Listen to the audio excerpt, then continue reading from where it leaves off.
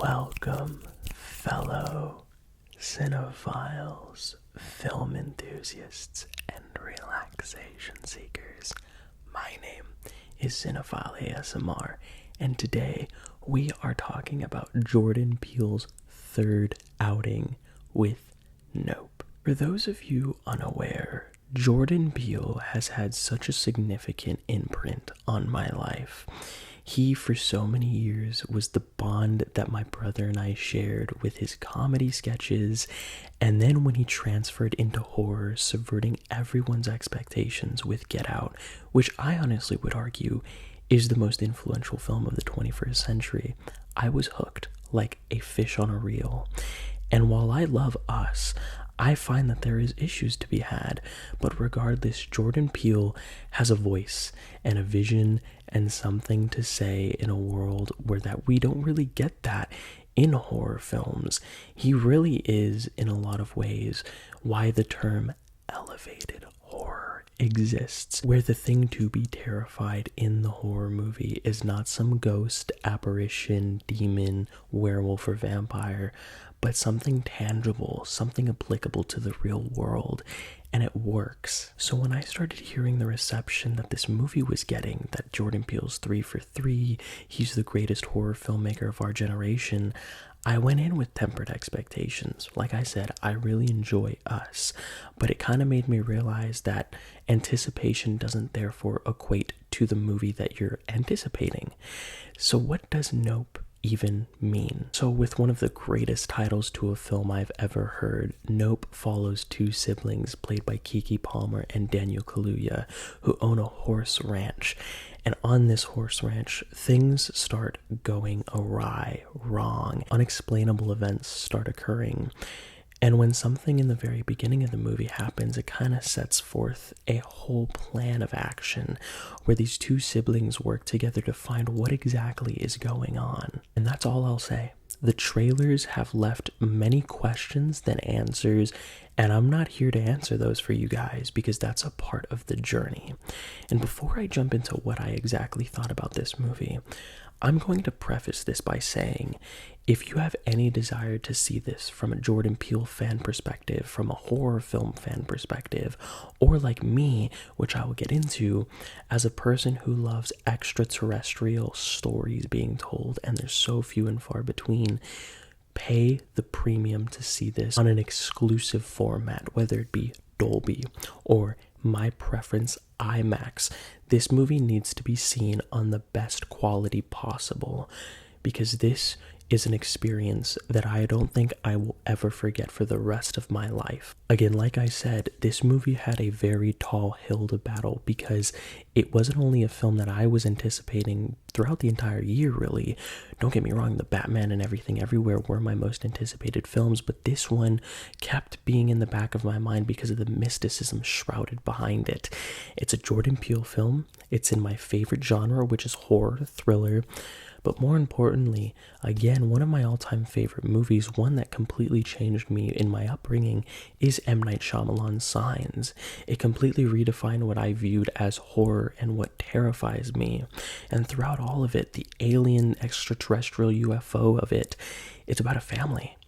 And I know Jordan Peele had something to say about this. And when I was watching this, from the opening frame to the very last, he says that he wanted to make a thriller, a spectacle during a pandemic, during a time of isolation, something to bring people together. And even this year, with Caped Crusaders saving the world in superhero form, this movie is the most grand in every sense of the way. Jordan Peele has gone for the freaking sky, no pun intended, within his swing in this movie. And I don't think I can possibly tell you just how much this movie is sinking under my skin days after I've seen it. I've been listening to the score, I've been thinking about the technical elements, but even the things on camera is absolutely spellbinding. Daniel Kaluuya and Keke Palmer, especially as this sibling duo, work so well together. And the one thing I will say about it is Jordan Peele knows best to not fall within the typical horror tropes, where it's like one person person sees something and the other doesn't believe him, so you have to spend this time, even though as an audience member you've seen exactly what the main character is talking about, so you're kind of wasting this time trying to prove to the others that it exists. They are on the same base, they trust each other, they don't take a second to question, and that leaves for room for them to grow in this insane situation. And it works best because you find so much about each of them and how they work together through this maddening descent into whatever it is that is haunting them. Brandon Pereira is this new actor that I've never seen before as the electronics technician, and he's great. Every one of the actors chew the scenery up. But I gotta talk about Steven Yeun, because his character took a turn that I was not expecting, and in many ways is like the inciting incident, no spoilers, as to what this film is about.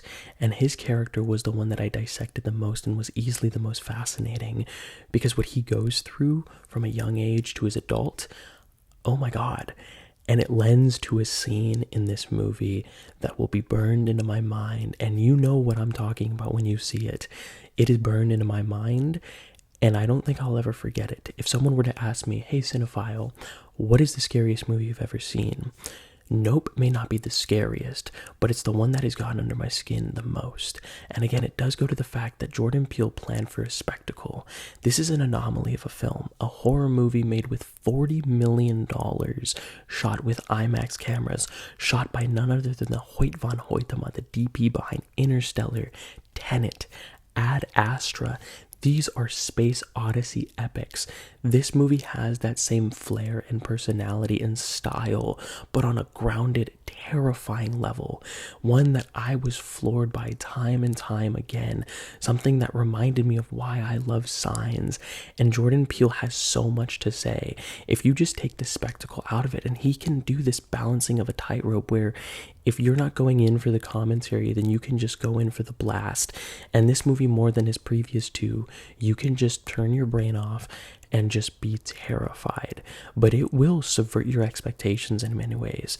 This, like Signs, is not your atypical UFO extraterrestrial film. It's not going to leave you with answers. It's going to leave you with questions like the marketing did. Again, though, I love that Jordan Peele does not hold your hand. There is a lot of subtext and metaphors, ones that I believe comment on the state of Hollywood, the way in which our society preys on trauma, on negativity, but more also the fact that mankind, no matter what, is the biggest beast, the most horrendous, malign beast there is. And that's all I'm going to say. That's all I'm going to say. But the ways for which he goes about telling that is stupendous, is all of the adjectives of positivity wrapped into one. I didn't find a flaw within this movie. I was just swept up by it all. And again, there's, I would say, about 3 scenes that I don't think I'll ever forget. And again, you have to experience this on the greatest surround system possible with the visuals that can really, oh my god, because this movie, unlike any of, let's say, and I love Marvel movies, but the Marvel films, when it's shot on IMAX, it's shot behind a green screen. With this, it's shot on IMAX, but on location. So these vast vistas and mountaintops that you're seeing in the background are genuine. It adds, because Jordan Peele is such a genius, to where he makes a small scale community of people, very few actors are in this film, make it feel huge, because you're only understanding the stakes within this small community, but he leaves room for it to be extremely huge within its scope, within the filmmaking approach and storytelling narrative. I was terrified. And then you have the sound design, which lends to some blood curdling sounds from whatever it is that these siblings are dealing with. And it leaves more to the imagination than anything, which makes total sense that Jordan Peele used the Blair Witch Project as a big reference point, because that movie, you never see the title character. This really does take everything that you know about horror films, spin it on its head. But by the end, he said he wanted to make a spectacle. And when that third act kicks in, when that score goes on full force, it was a third act finale. Goosebumps. I could not believe it. I was dumbfounded that Jordan Peele reached for the stars in this, and I think it's his biggest and yet most successful swing yet. I will always say Get Out is Jordan Peele's best film, but Nope far and away exceeded it to being my favorite Jordan Peele film. And I'm not going to give this a rating because I would obviously give it an A+. This is more just the fact that in a world where we live, that horror films can be churned out for cheap and make a profit, even if they're not good because they're made with such low of a budget. We don't have a Jordan Peele at all. He is his own entity. And the fact that he was given $40 million, IMAX cameras, and a vision that he said as he was writing, he had no idea if it was going to be made, really goes to show that we cannot take him for granted. You need to support this film more so than anything out this year right now, because this is the kind of stories that we need to be told. And I'm dead serious when I say that this movie knocked me on my butt, and I was not ready for the journey that this movie took me. It is terrifying. It's unsettling to a point. The main characters are fantastic. Stay out for Steven Yeun. I love the actor on its own, but his character, I think, really opens the door for what this movie has a lot to say within its subtext and metaphors. Keke Palmer, oh my god, that final shot alone, it is just a movie that I'm reeling over. I was anticipating it, but I tried to temper it, but that wasn't enough, and it still exceeded that, and then some. The technical elements are some that I think could be Oscar-worthy, from direction, cinematography, Michael Abel's score, the production design, the VFX. Everything needs to be commended for in this movie. Daniel Kaluuya and Keke Palmer really are incredible as these siblings, so when the insanity kicks in, Jordan Peele has crafted a film with characters that you root for, that you care about, and that's what makes it so freaking good. And by the end, Nope is a resounding yes. I love this film from top to bottom. It's not going to be for everyone. It is quite polarizing in a few of its ways. It doesn't give you answers to some of the most shocking moments in the movie, but I love it. It's not like it doesn't give you answers because Jordan Peele didn't figure it out. It just doesn't give the answer that you think it is. And I think you can find some sort of clarity in that. And it really requires you to look from within. And I've heard many different theories about the end. I have my own. But ultimately, I think this is a movie that best serves as something as a conversation piece. Something that can get people together as Jordan Peele intended. And if I were to rank his films, I honestly would put Us at number 3. I love it. I think the comedy outweighs the horror and dilutes it a lot. Still thoroughly enjoyed it. It's a beautifully shot film. At number 2 is going to be Get Out for me. Again, it's his best film, but Nope is easily his number 1, without a shadow of a doubt in my mind, just because of the swing that it takes alone, but the fact that it lands it.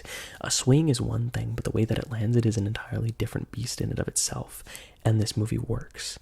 Let me know what you thought about Nope down below. Don't forget to follow my TikTok. I post videos there daily. I go live. I have a blast there, trying to grow this community as much as possible. Look forward to more videos coming out soon. And remember to take life one frame at a time.